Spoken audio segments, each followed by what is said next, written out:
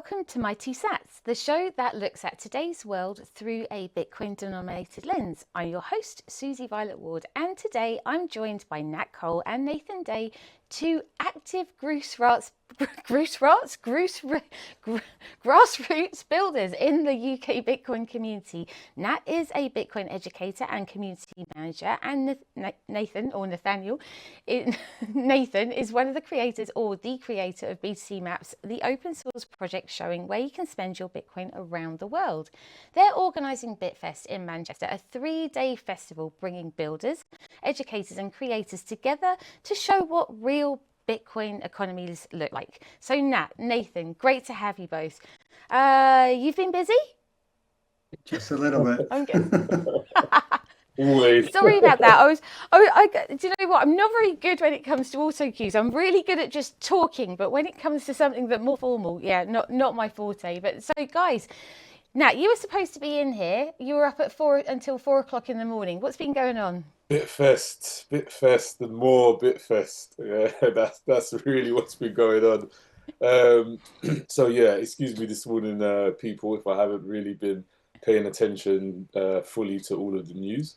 But yeah, man, I've just been, organising BitFest with Nathan and the rest of the team, and really just trying to make sure things not only go off with a bang, but people are able to be aware in the local area of what's going on. And yeah, it's been a really great experience so far. So we'll see what comes out the other side of the weekend. Amazing. Nathan, have you been just as busy?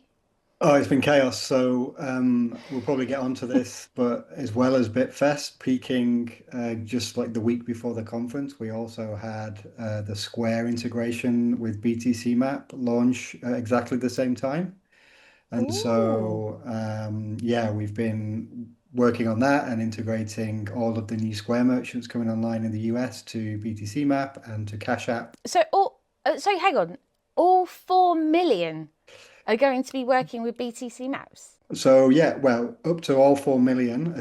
As you onboard with Square, you get an option to say, do you want to be on BTC Map? And you click yes or no. And if you click yes, then you're on the map. So we've just literally about 5 minutes ago when I checked the numbers, we've just processed our first 1,000 Square merchants onto BTC Map in the last 10 days. No, that's incredible. So yeah, doing one of those things would have been really cool, like the Square stuff or BitFest, but like both at the same time has been pretty manic. So looking forward to the weekend now, hanging out with friends. I don't know how you've done it actually.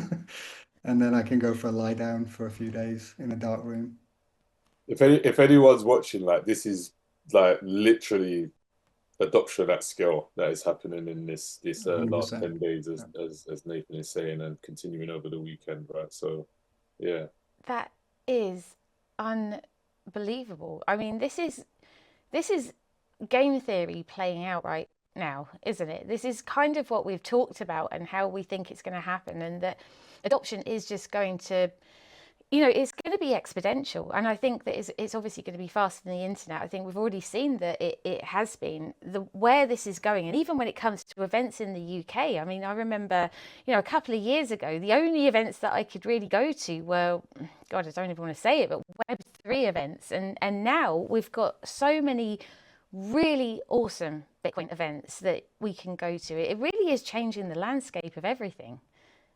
Yeah, I mean, I think the aim here with BitFest is really to kind of drive home the fact, right, that like there's a lot of kind of I would say in that Web3 crypto space, there's kind of like a lot of talk that there's never anything going on for Bitcoin, or that like the Bitcoiners are not inviting of other people or whatever, right? Like but there's literally like almost 100 Bitcoin communities in the UK, like more Bitcoin communities than if you put together all of the different crypto communities here. There is a lot more Bitcoin communities that are outside and available to people.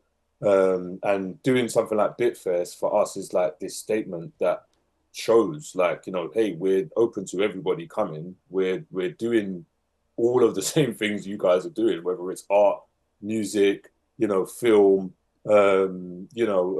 just regular meetups speaking about, if you want to come and, maybe take just the financial elements from it, then, everything is happening in Bitcoin, right? So it's like, we can't chase everything.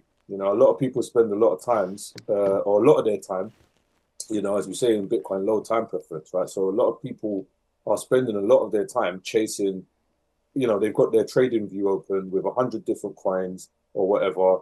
They're going to 100 different meetups to speak about different, schemes of sorts, right?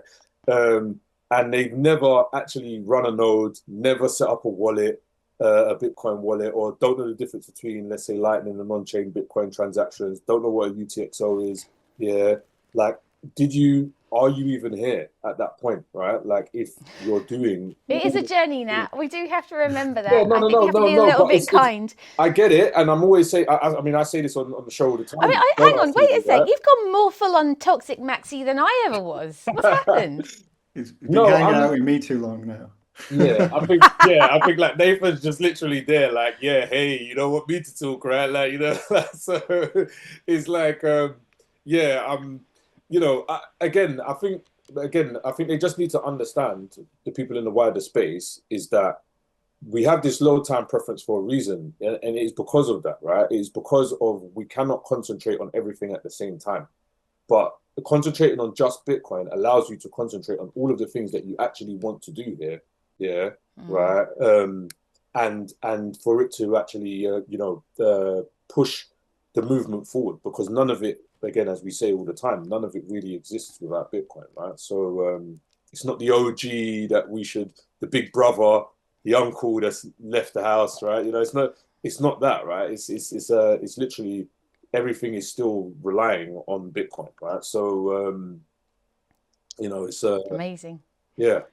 Yeah, no, you're absolutely right. I mean, I've seen that everything's going to bleed into Bitcoin. When we watch everything go to zero, which ultimately it will, and then the Bitcoin dominance grows. I mean, we're at about 60%, which is why it does always amaze me that less attention is paid to Bitcoin, considering the large percentage it has of the overall crypto market cap. It really does amaze me. And the way that it is all bleeding into Bitcoin, as things pop, then ultimately it will find its way back. Let's move on to this first article. We did actually discuss this. This was an idea from you, Nat, but Epstein, MIT, and Bitcoin Core new documents have surfaced showing that Jeffrey Epstein donated to MIT's Media Lab in 2015. And that some of those funds were used by digital currency initiatives while it was supporting Bitcoin Core developers. It's uncomfortable, but the issue is MIT's decision to accept that money has nothing to do with Bitcoin itself. The developers had no involvement in where those funds came from, and Bitcoin as a protocol cannot be steered by any donor or institution. It's open source, transparent, and decentralized. So Nathan, actually, do you think stories like this spread because people want a dramatic origin story? Or, should a decade-old funding failure at an academic institution become a narrative about Bitcoin's integrity? Do you think that blurs the lines? No, I don't think it should. I think it's just recycling old news. Bitcoin's moved on so much since that time anyway. And yeah, I just think people were just focusing on the wrong things in order to get clicks or whatever online.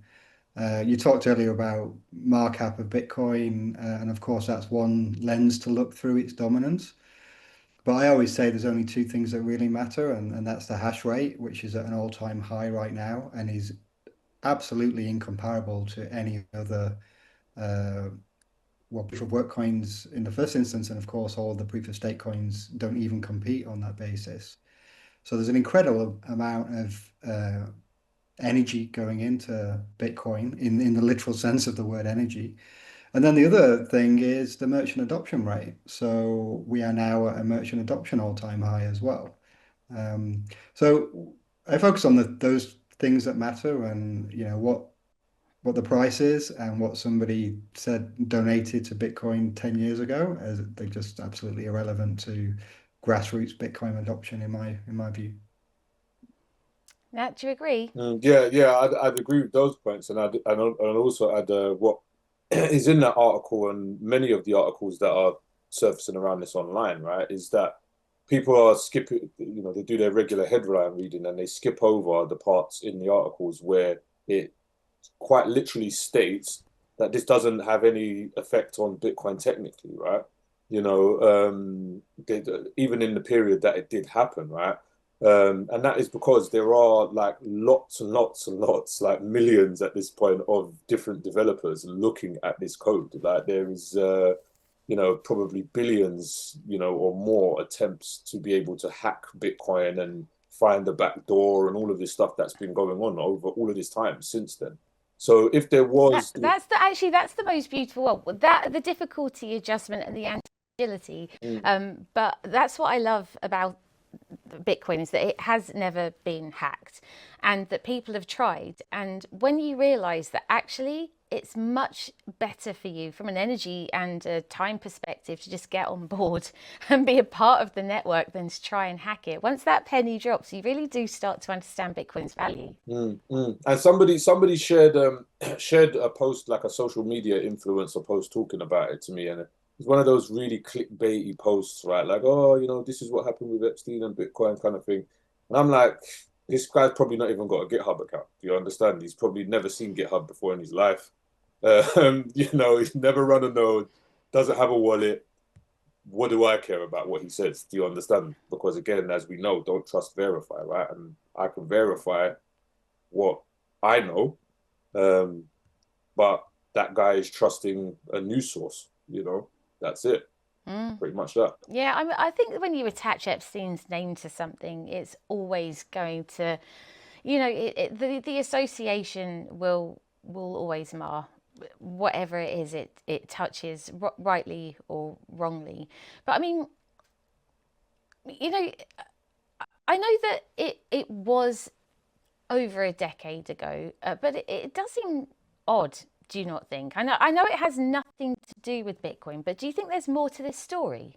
I think to be honest, again, this is just my personal view, is that as we say, Bitcoin is for everyone, right? So we say Bitcoin is for your friends, Bitcoin is for your enemies, right? So if Epstein was an individual, right, who happened to be interested in probably the most remarkable change in economics and also computing, right, in like the history of his time on the planet and our time on the planet, right? Like what does that mean? Like, who else has been interested in Bitcoin, right? Like I've never really thought of Epstein being a Bitcoiner before. It's the thing is, right, it's like anyone who you can think of they have the right, so to speak, or not even the right, because there's nothing stopping them, right, from having an interest in Bitcoin, right?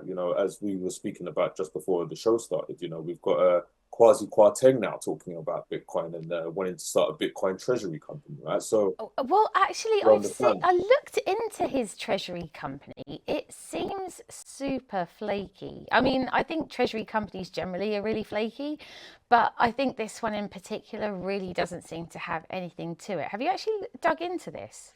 I haven't had a real deep dive, but again, you know me already, like, and I think we all know, like, we see grifters like very many miles away, right? Yeah, I mean, maybe he has turned a new leaf or got some good intentions, but that's all going to show, in the long run, because when it comes to Bitcoin, that's what ends up happening, isn't it? Right? You're going to verify. I mean, I'm sure they do have good intentions, but the education and the advice is so poor that I worry a little bit that if he ends up being our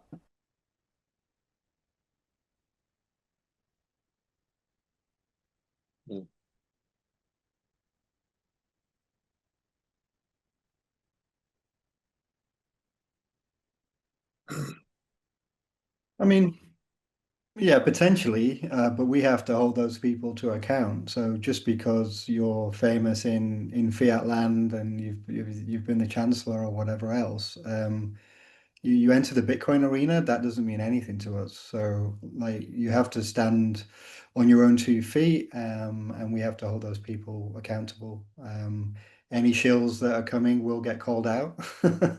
And yeah, they end up with egg over their faces for doing dumb things or trying to effectively get people wrecked and rug people, then you should have listened to the maxes is what we can say afterwards. So we can, but by that time the amount of damage is already done, and it's just normal people that, it's a little bit like the damage that the mainstream media do, and it stays with you, doesn't it? So it doesn't really matter what's right or wrong. It just matters what people's perception is. And I'm not convinced that quasi-quartane is going to be a good look for us and Bitcoin in the UK.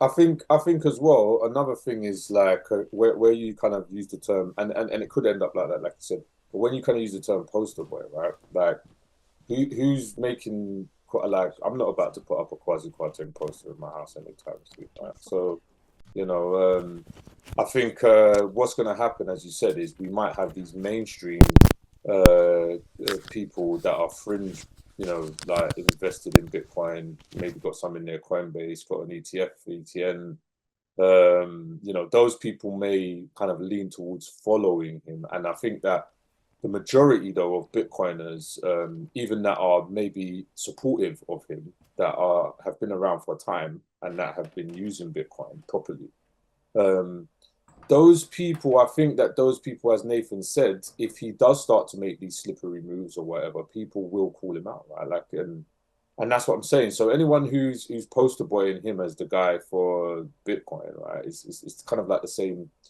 thing that I tweeted about the other day. When I tweeted about our interaction with Lisa Cameron, right? Like, it's if you're thinking that there's some kind of Bitcoin that interaction with Lisa Cameron, oh my goodness, we will never forget that. No, never forget that. For people that don't know what we're talking about, and you can be forgiven because you probably weren't there, but Nat and I went to a crypto AM summer solstice event party kind of thing, and Lisa Cameron was there, and she was on a panel, and she was discussing crypto as a general thing, because obviously it was a crypto event. And I think I asked the question that, considering the environmental properties and benefits for Bitcoin and Bitcoin mining and the economic advantages that it would give to the UK, she had just released an APPG crypto report, I think it was at that time. And I asked why there was zero mention of Bitcoin in there specifically, and listed the reasons why it should have been mentioned. And we knew that she had been contacted by multiple people prior to this, almost banging down her door, telling her about the environmental properties, about the proof of work, why it was good, hard money, etc., etc. And I threw the market cap question as well, didn't I? The market dominance question, right? So exactly, that's exactly right. Answer. Yeah. All of it, all of the above. And we laid it out and we said, with all of these things, why on earth was Bitcoin not mentioned once in your report? Just to separate it out. The word wasn't even there once. And she said, I've tried reaching out to the Bitcoin community and they're really not interested in engaging. And I just thought it was the most disingenuous response. I know that politicians generally do behave like that as a rule, but to actually experience it in real time was actually really shocking to me, because she kind of just lied to an entire group of people when we absolutely knew that she had been approached on numerous occasions. But unfortunately, the only people that seem to make it through to her are the altcoins with big lobby groups and massive marketing budgets. I mean, that's essentially what's happening here. We just don't pay her, do we? And I quote, the Bitcoiners did not want to come to the table. And it was unbelievable. But we had been literally banging down her door saying, listen to us, we can help you. I know that you're working on this. We can talk about the environmental benefits. Come speak to us. And it was just nothing. It was just a tumbleweed and radio silence. And I think the answer as well, what it shows is if you have done any research on Bitcoin, it shows lack of understanding. And if you haven't, then it's just sheer and utter ignorance, right? Like, if you have done any research on Bitcoin at the point that we'd asked her those questions, it is a clear lack of understanding how any of this stuff, crypto at all, works, right? Yeah, for you to say that we tried to invite the Bitcoiners as if the Bitcoiners could suddenly embed something into the protocol, right? Like, so the expectation that Bitcoin was suddenly going to change to or bend to the whim of Parliament was just, again, as I said, that is a complete like misunderstanding of the way how Bitcoin actually works, right? So when somebody shows me that, I'm kind of done with the conversation about anything, right? Like, you need to do more research and we can talk, basically. Yeah, and it's a bit like I don't know, trying to teach Bitcoin or get your friends and family involved in Bitcoin and orange pilling. If you try too hard, sometimes it kind of backfires and ends up prolonging that person understanding Bitcoin. So you know, they know where we are, even if they say they don't. And the excellent work Susie, you and Freddie and co are doing at the Policy Institute, you know, there's very large signposts about where to go when people are ready to engage and understand. And, you know, until they're ready, then it's almost futile to try and convince them. Mm. It is tricky, and it's not that we're trying to necessarily convince them. I think it's just that we see, for example, Economic Secretary to the Treasury being wined and dined by Ripple. I can see how closely Visa are in bed with the government and how they collaborate on absolutely everything. And they're pushing their agendas, which are actually quite dystopian and don't serve people at all. You know, Bitcoin, we know, is a grassroots movement. It's a hard money. It is for everybody. But unfortunately, the interests that are breaking through are the ones that can, well, essentially just print their own tokens and make their own money. But which is really, unless you do understand the difference between Bitcoin and crypto, you're probably not really going to understand how you're manipulated by these large corporate interests. But maybe this is a good time to move on to the next story. So Cloudflare suffered a major global outage on the 18th of November, knocking services like ChatGPT, X, Shopify, and several crypto platforms offline. The company traced the disruption to an internal configuration error that overwhelmed its traffic systems. At its peak, the issue affected more than 1/5 of all the websites that relied on Cloudflare. With thousands of users reporting problems, Cloudflare restored services within a few hours, but its stock fell by nearly 4% in pre-market trading, adding to those earlier losses and raising new concerns about reliability. The incident highlighted the risks of concentrating key internet infrastructure in just a handful of companies, as every single mistake can trigger worldwide disruption. Nat and Nathan, can we move away from this centralized internet model that we have? I mean, doesn't this just completely highlight all of the risks that we talk about when it comes to why decentralization is important? Yes, we can and we should. The internet wasn't meant to be like this. So when the internet was developed through the 70s and 80s and 90s with the World Wide Web, we all used to run our own mail servers. We all used to run our own web servers. And as we move towards, you know, quote Web 2, and then we get the big platforms coming up with Facebook and Google and Instagram, all these walled gardens, that had a massively centralizing effect on the internet to the point now where if one or two of these vendors like the Cloudflare stuff go down, then like the internet goes down. And that's not how it was supposed to be. And so we talked about the Web3 earlier, which often gets conflated with lots of crypto stuff. But over on Nostr, for those people who are familiar with Nostr, we are effectively rebuilding, re-architecting the internet in a decentralized manner. So moving back to where you have full control over your data. It's easy for you to distribute that data using your own compute and your own storage. So yeah, I think the pendulum is almost finished swinging towards the centralization point, and we're now doing all we can to bring it back to the roots of what the internet was, which is this free space in cyberspace where nobody was controlling, nobody was censoring, and nobody was centralizing.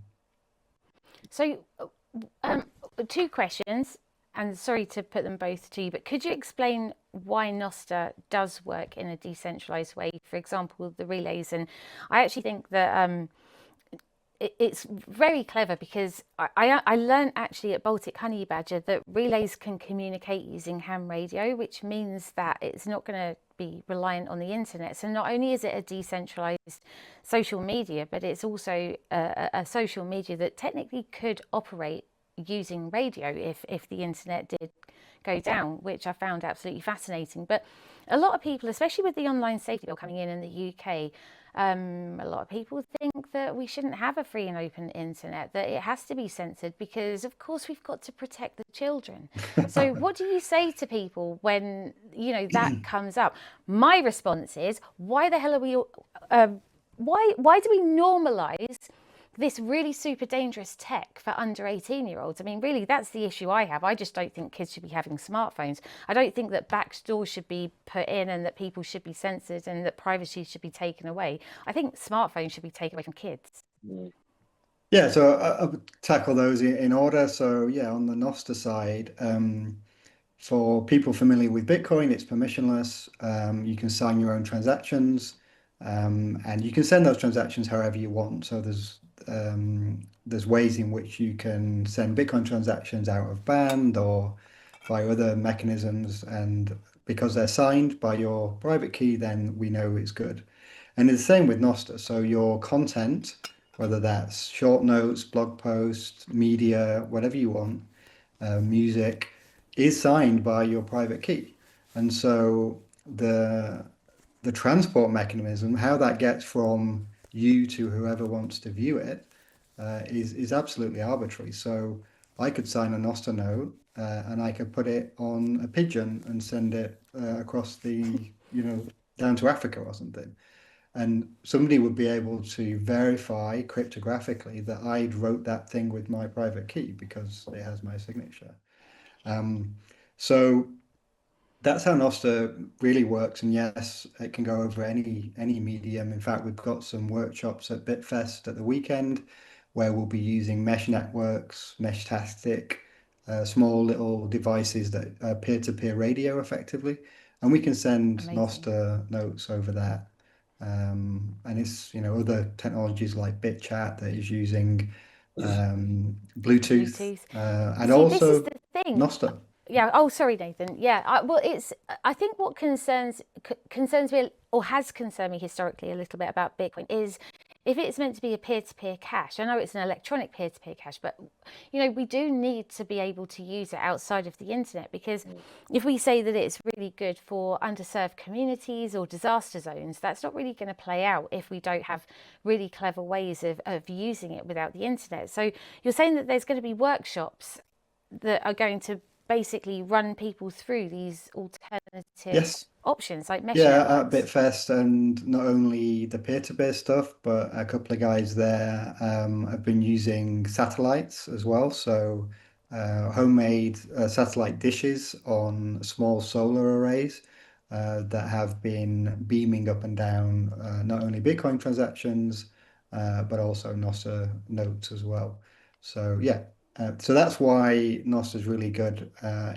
Like yesterday, when half the internet went down, Nostr was up because although some relays may have gone down, there was always a route around. So it's really good on those days, like when X or Twitter goes into meltdown and everyone's still posting on Nostr. It's great. So that is fantastic. On your second question, then around free speech and people saying, well, Nostr should be banned because it enables uncensored speech. Well, number one, good luck trying to stop it. It's a bit like Bitcoin, cannot be stopped. I can roll my own keys locally here, and I can say what I want without anyone preventing me from doing that.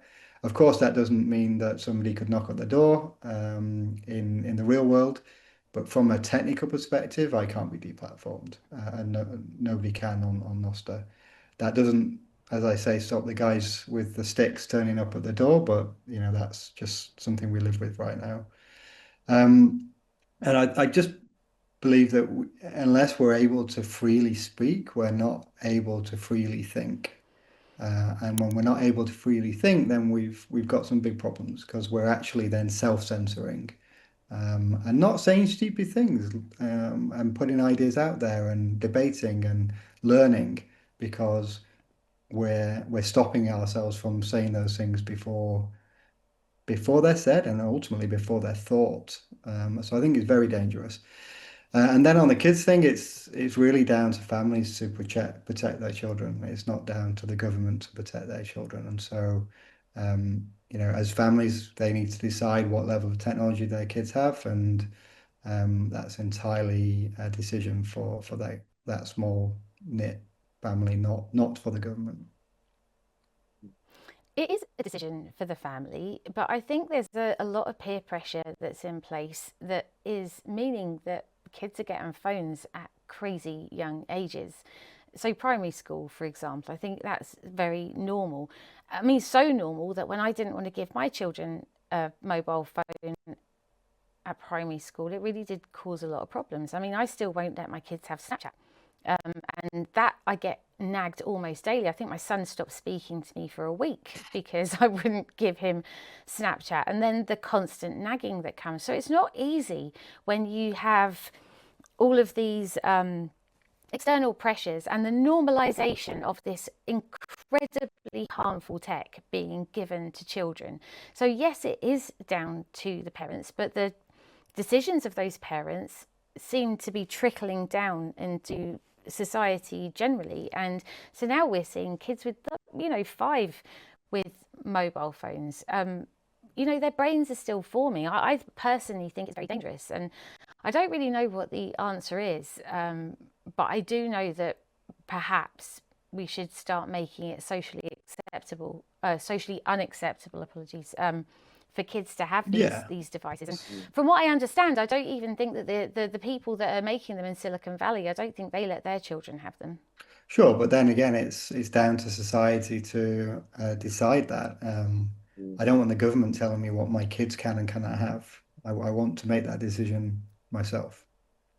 Yeah, and that's the thing. I think we talk about often like how the fiat monetary system kind of ties into parents being able to even be involved with their children, right? Like, being out at work, like constantly, and kind of like breaking up the so-called nuclear family, as they say, right? Like, so it kind of all kind of folds in, right? Like, really and truthfully, and those parents almost feel compelled to outsource part of the parenting to the government, right? Like, so to speak. Is it that they feel compelled, or are they just time poor? Because we live in a broken that's money exactly what system. I mean. Because everybody, so I actually have a lot of sympathy for parents that do that. I know how difficult it is. We all do when it comes to, you've got to get the washing done, you've got to get dinner done, you've got to try and work. There's a million things that are done. And then you've got kids, and they might be teenagers, and they're driving you insane, or they're just like, mummy, mummy, mummy. It's like all the time. You're just like, stop. You've only got so much capacity for dealing with it. I mean, sometimes a free babysitter is actually, I don't know, a good thing. Yeah, and that's what I'm saying. It's as you said, it's that effect on people's time, right? Like, we're putting so much time into trying to be productive, no more because it's really just about being productive, but it's more now because people just want to be able to, buy some cereal for their kids to eat in the morning, right? So, and it's a time theft. You're absolutely right, Nat. It's just another way in which fiat has broken some element of society. The fact that kids get shoved in front of tabs because their parents are working and stressed out about life, is a symptom of a much deeper cause. Yes, and I think talking about money, I don't actually like talking about price generally as a rule. It probably is the least exciting part about Bitcoin for me, but I do actually think it's probably really appropriate for us to actually bring it up now, because Bitcoin is sliding, and several well-known crypto analysts are saying that the main reason is the shrinking supply of US dollars in the financial system. They argue that Bitcoin acts as a measure of global liquidity, not regulation or market sentiment. Bitcoin fell below $90,000 this week, even as major US stock markets sit in record highs. Arthur Hayes, one of the analysts raising this alarm, warns that this gap could signal a coming financial downturn. He expects Bitcoin to drop towards $80 before recovering. He says recent outflows from Bitcoin ETFs are tied to short-term trading strategies, not fading institutional interest. In his view, Bitcoin's future still depends on broader liquidity. So now, Nathan, is this recent drop a reflection of US financial liquidity, or is there something else at play here? I thought that liquidity was just generally increasing. Yeah, I they've thought decoupled. Yeah, they've right. if we were Has it tracking actually decoupled liquidity, completely? if we were tracking liquidity, we'd be at 150k, 200k now. So I don't. No, I don't, that's what I was Exactly thinking. I was that. thinking, I'm not sure that that's actually right. I don't buy that argument. And I'm pretty relaxed about price. If it goes up, I'm happy that I've got more purchasing power. If it goes down, I'm happy because I get to buy more Bitcoin with whatever fiat I have lying around. So yeah, you're not going to get much of a price sort of monologue from me. Zoom out, put a 10-year scale on it and a log scale, and it's up and to the right. There's much better things to focus on. Yeah, exactly. I think it's multiple factors again, as Nathan said. I don't think it's a direct consequence because again, we'd be way higher than this at this moment in time in USD value. And yeah, I just think again, like as I said to there was a merchant I was talking to the other day, just randomly started a conversation, and and he got really interested. And he said, I feel that I've missed out, right? And this again for all of you people that are watching that, again, feel that you've missed out, right? Like I simply asked him one question, like how much, what is the price of freedom to you, like, and that is pretty much that, right? So if the price of freedom to you is, much lower than 80k or wherever Arthur Hayes has predicted, then yeah, maybe you'll be waiting around there for a very long time for your freedom, right? Like, but that's the general. For me, it's kind of like that's just the general bottom line of it, right? Like, there's lots of other things that we could say, or lots of other things that could go on top of that. But I'm not so much again like everybody else here. I think not so much worried about price in that perspective. It's just I can get more sats now if I have some fiat lying around. Pretty much that. I mean, that's obviously how Bitcoiners look at it. Yeah, my purchasing power has gone up. Brilliant. I can buy more. Like there's no downside to this at all. It is surprising me though, actually. I really was convinced that Q4 would be really quite explosive. And I think there's a lot of talk about a bear market. I know although price isn't what excites us, I think it is important for adoption in general because it is the price that kind of gets people hooked, and then they obviously stay because they can see what this technology does. So, I mean, do you see a link between price and adoption? Well, I mean, obviously, as it goes up, yes, but do you think there's a direct link, as in the higher the number is, the more people that will come to it? Well, as I was just saying just a second ago, like I think there's two sides to that story, right? Because again, the more price goes up, the more people think that it's unobtainable. Exactly. Yeah. So I don't think it's directly tied to it in the way that it used to be. Yeah, like I think between $1,000 and $100,000, maybe yes, right. It has been historically very much tied to the fact that you see the price go up, more people think, let me get involved because they're seeing price go up. More crypto people make, new coins, make new money, and those people talk to more people, and those people get burnt, and then those people turn to Bitcoin or leave the space, or later on they then see Bitcoin at a higher thing and they say, hey, I was holding some of that before, maybe I should try and get back into it. So it has been correlated historically. However, I think now that we're over this kind of 100k hurdle, or mark, shall I say, not really a hurdle, but now that we're over this 100k mark, I think that people have just completely, the average normal person that's not thinking about this is thinking that they've missed the boat. They missed the boat. Exactly. Yeah, they're not. So it can have a negative sort of drag as well, I think. Mm. Yeah.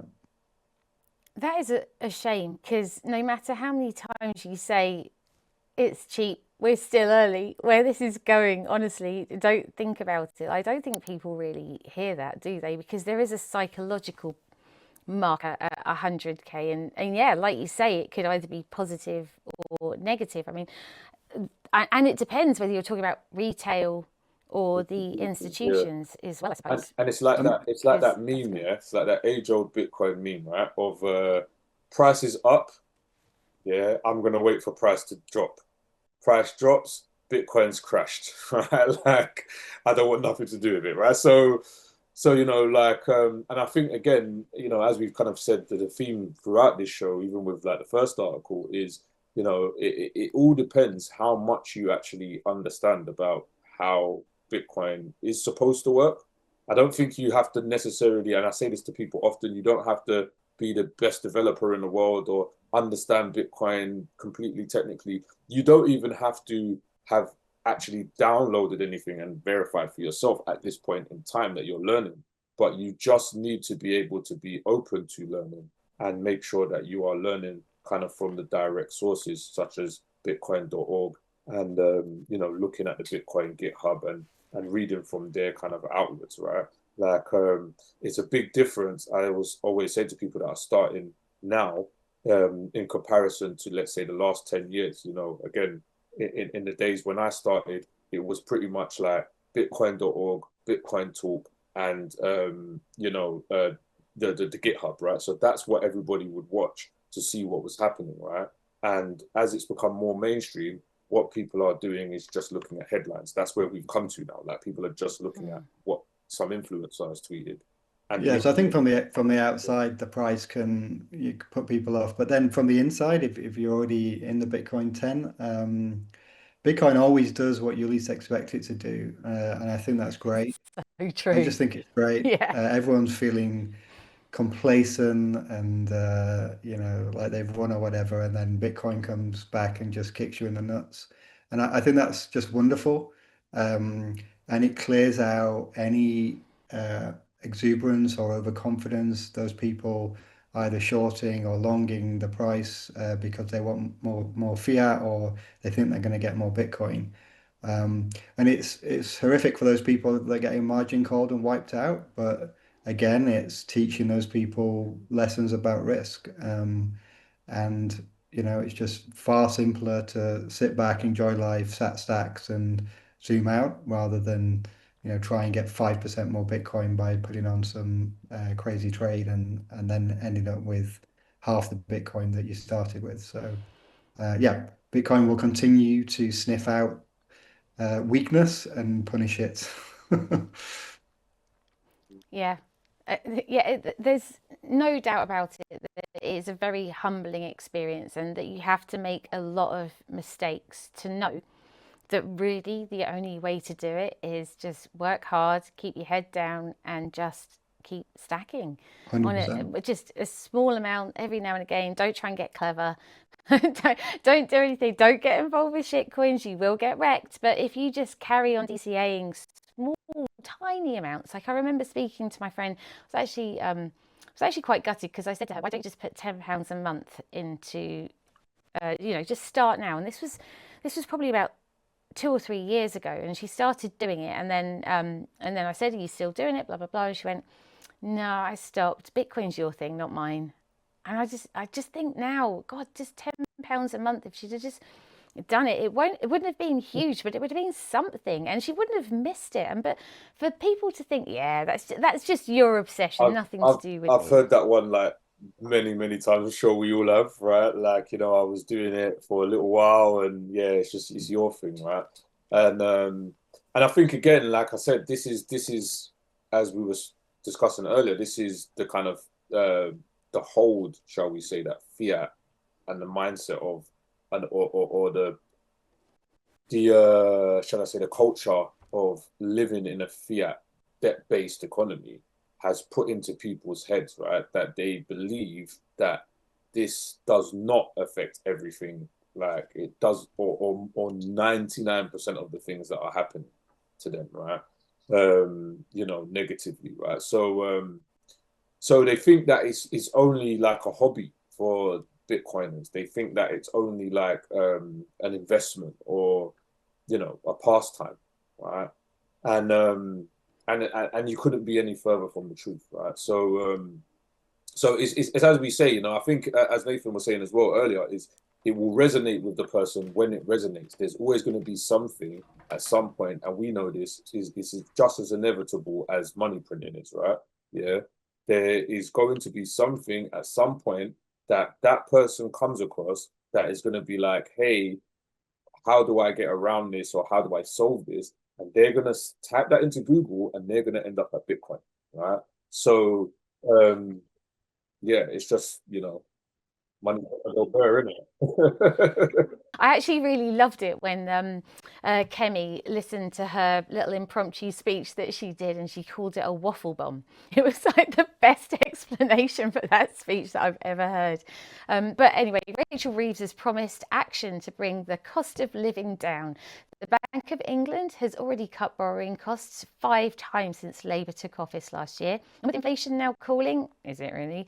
Officials say another rate cut could follow after the budget. So Nathan, Nat, this brings to light a much larger issue, you know, which is that inflation of any percentage, it shouldn't be the goal in our system. And how do people get to understand that it doesn't actually need to be that way? I mean, we get taught that we need inflation for growth, but do we?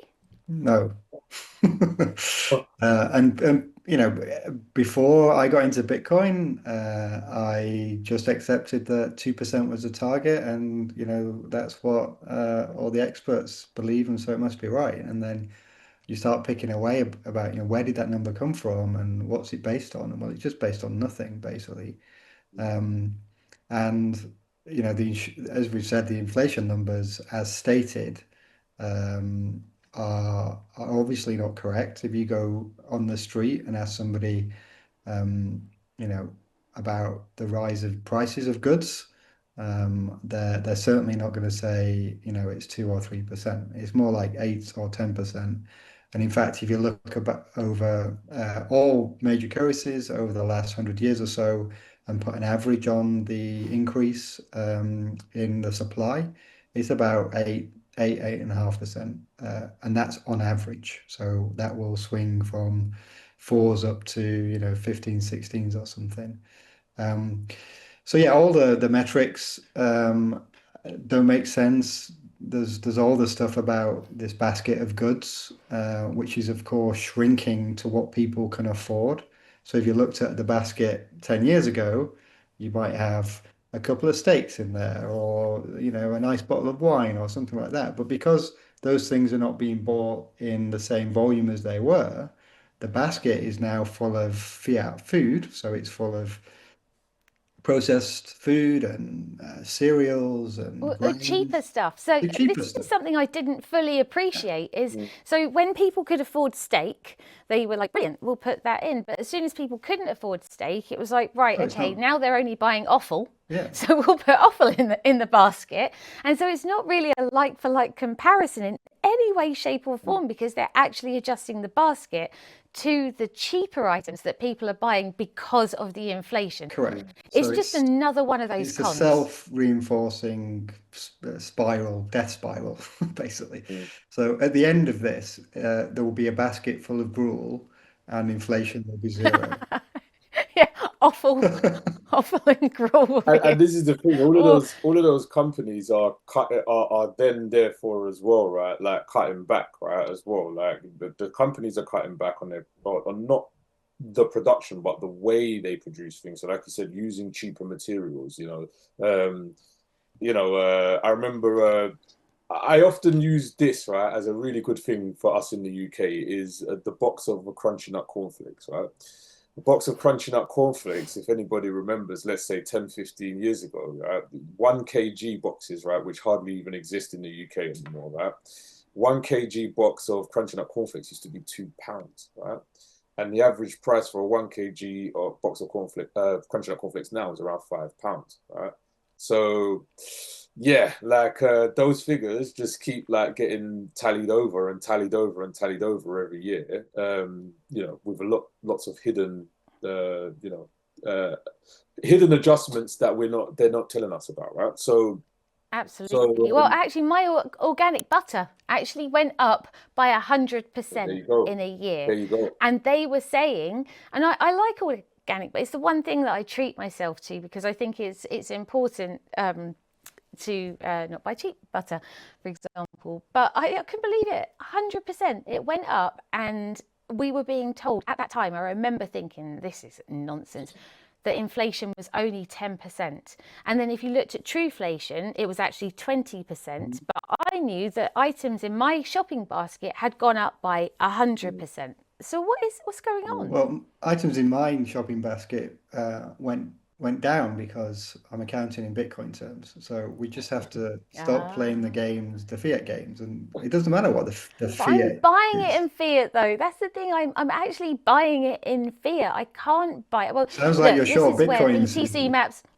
No, do you know? But that's why BTC maps and this integration with merchants. This is going to be where the real innovation happens, and it kind of takes us full circle back to the beginning of why merchant adoption and well, why Bitcoin has to become a medium of exchange.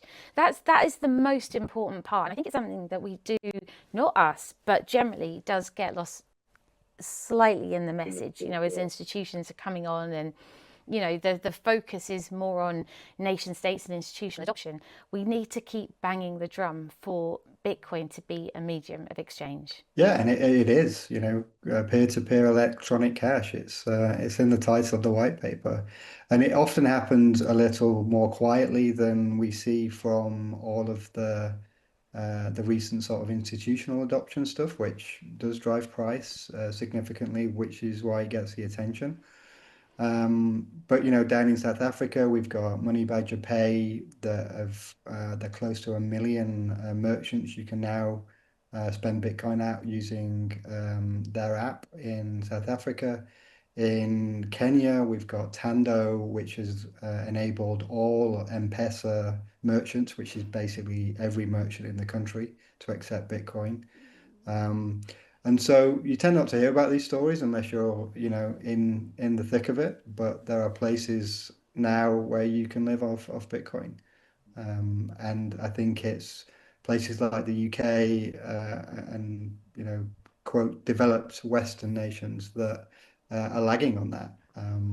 So it's really good to see Square coming out the blocks finally. So I think they've waited to roll this out at the right time, given their scale. And now they've got a bit of political cover. They're really going for it. So not only have they added merchants, I think we've processed 1,000 already. We've got 1,600 in the backlog in the first 10 days. So that's, you know, 2,500 merchants within the first 10 days. But they're also just today, I don't know if you've seen on socials, but they've got a campaign in DC about introducing cap gains allowances for you know, small payments. So if you're spending under $100 or $1,000 or whatever it is, then there's a drive there to remove any cap gains on that. So just moving some of the headwinds away, certainly in the US.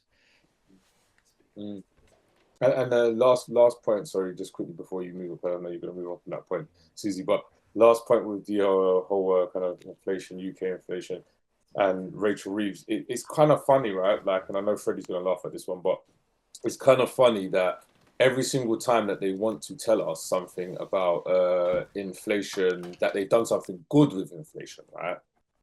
It is so well planned out. They know what's going to happen. They've been planning this for months. It's all, you know, hunky dory. And the moment something wrong happens with inflation, it's Freddie's favorite phrase, isn't it? It's unexpectedly, right? It's unexpected. It just happened, right?